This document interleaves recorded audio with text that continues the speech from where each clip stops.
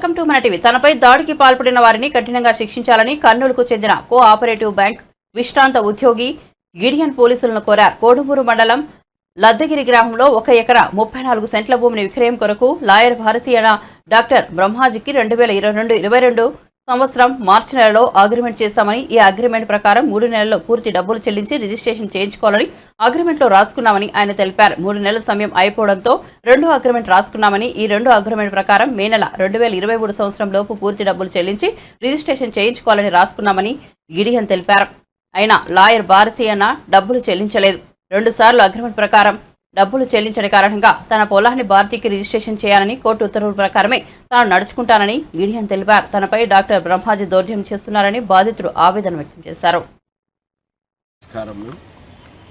నా వయస్సు 74 సంవత్సరాలు. నేను రిటైర్డ్ కోఆపరేటివ్ బ్యాంక్ ఉద్యోగిని. నేను ఒక హార్ట్ పేషెంట్ని. షుగరు, బీపీ అన్నీ నాకున్నవి. ట్రీట్మెంట్, మందులు తింటున్నాను.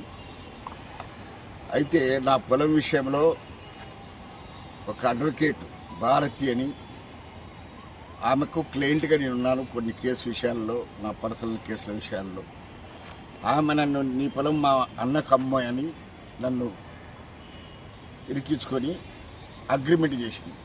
2022 మార్చిలో 15వ తారీఖున చేసిన అగ్రిమెంట్.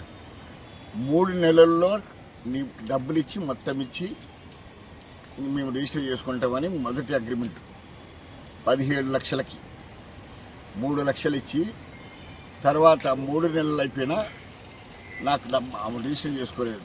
తర్వాత 4.5 నెలల తర్వాత మళ్ళీ నవంబర్ 2022లో అగ్రిమెంట్ చేసుకునేది.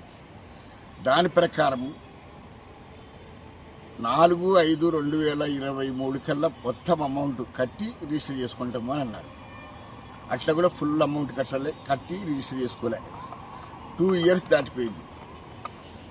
ఈ వ్యవహారంలో నేను నా అడ్వకేట్ అని కొంత ఆమెకి లాలోచిపడి డబ్బులు కూడా దాంట్లో ఫుల్ అమౌంట్ తీసుకోలే. వాళ్ళు సగం తీసుకున్నారు, నేను సగం తీసుకున్న వాళ్ళు ఇచ్చిన అమౌంట్లో.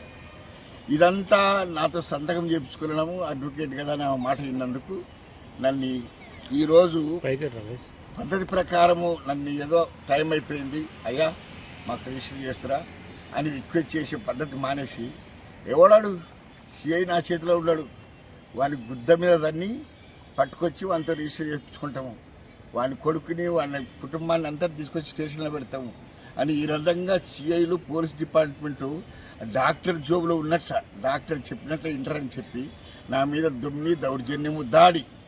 నిన్న 11 గంటలకు, నిన్న డేటు 27వ తారీఖు టీ తాగడానికి పోతే 10-10:30 ఆ ప్రాంతాన టీ కాటికి వచ్చి నన్ను కొట్టడం, నా పైన దాడి చేయడం. బావమరిది వాడు రామ్ అనే తోడు నల్గొండ వాడు అడ్వకేటు, వాని భార్య అడ్వకేటు. వీడు డాక్టర్, గవర్నమెంట్ ఫారెన్సిక్ డాక్టర్. ఈయన పేరు బ్రహ్మాజీ, మాస్టర్ బ్రహ్మాజీ. ఈ డాక్టరు మనుషులను కాపాడాలి కానీ హార్ట్ పేషెంట్ అయిన నన్ను చేతులెత్తి కొట్టడానికి వస్తున్నాడు, దొబ్బుతున్నాడు. ఇది ఆయన నైజం. విద్యావంతులే ఇంత దుర్మార్గానికి ఒడిగట్టి మనుషుల్ని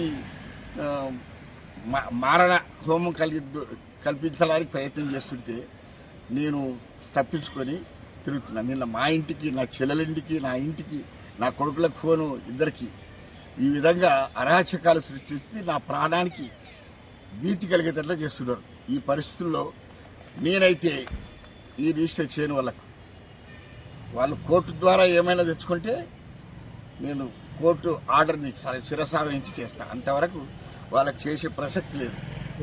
దీని టైం ప్రకారము ఎక్స్పైరీ టైం అయిపోయింది కాబట్టి 2 సంవత్సరాలు అయింది. పాత రేటు 2022 రేటు 24లో ఉండదు, రేటు మారుతుంది. కాబట్టి నేను ఈ అగ్రిమెంటు ఇన్వాలిడ్ అగ్రిమెంట్గా ట్రీట్ చేస్తూ నేను మీకు ఈ విషయంలో నాకు న్యాయం జరిగించాలని ప్రభుత్వం దృష్టి తీసుకొచ్చి పోలీస్ డిపార్ట్మెంట్తో మాట్లాడి నాకు న్యాయం జరిగించాలని ప్రెస్ వారిని మిమ్మల్ని వేడుకుంటూ ప్రార్థిస్తూ, నేను Gideon cooperative bank alias Giddaiah, 2 పేర్లు నావి గజెట్లో మార్పించుకున్నాను. నేను మిమ్మల్ని ప్రార్థిస్తున్నాను, వేడుకుంటున్నాను.